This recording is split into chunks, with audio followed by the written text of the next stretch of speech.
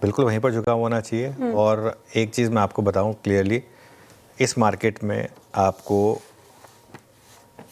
जिसे कहते हैं ना, this is my kind of market, मतलब ये बिल्कुल मेरे तरीके की मार्केट है जिसमें कि इंडेक्स पे पैसा कमाना बहुत टफ है, लेकिन स्टॉक्स में पैसा कमाना एक गेम है।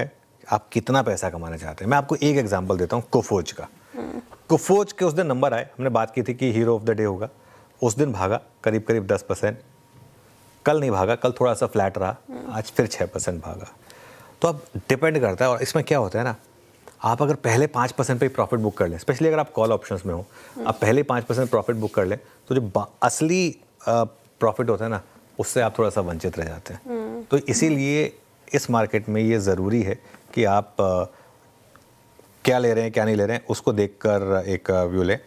बाकी देखिए मार्केट, जैसा मैंने कहा कि इंडेक्स टफ है। अब देखिए क्या होता है ना, अब गिफ्ट निफ्टी दिखा रहा हो आपको कि 150 पॉइंट नीचे है, तो उस दिन कहना, मतलब फ्रैंकली बोलूँ, मतलब उसमें कोई रॉकेट साइंस नहीं है। अब जहाँ मार्केट खुला था मोरलेस वही है ना, कि 150 पॉइंट नीचे गिफ्ट निफ्टी दिखा रहा है हमको कि 150 पॉइंट नीचे खुला है। अब हम कोई ओपनिंग टिक की थोड़ा ना वेट करेंगे कि जिसमें पता होगा कि हमें पता है कि मार्केट गैप डाउन खुलेगा। चलिए खैर, अब मैं आपको रफ्तार के घोड़े और फिसड्डी स्टॉक्स बता देता हूँ। सबसे पहले रफ्तार के घोड़े स्टॉक्स में आएगा नुवामा। कैपिटल मार्केट थीम में ज़बरदस्त मोमेंटम, और CNBC आवाज़ पर लगातार इस थीम में पॉजिटिव व्यू लिया गया।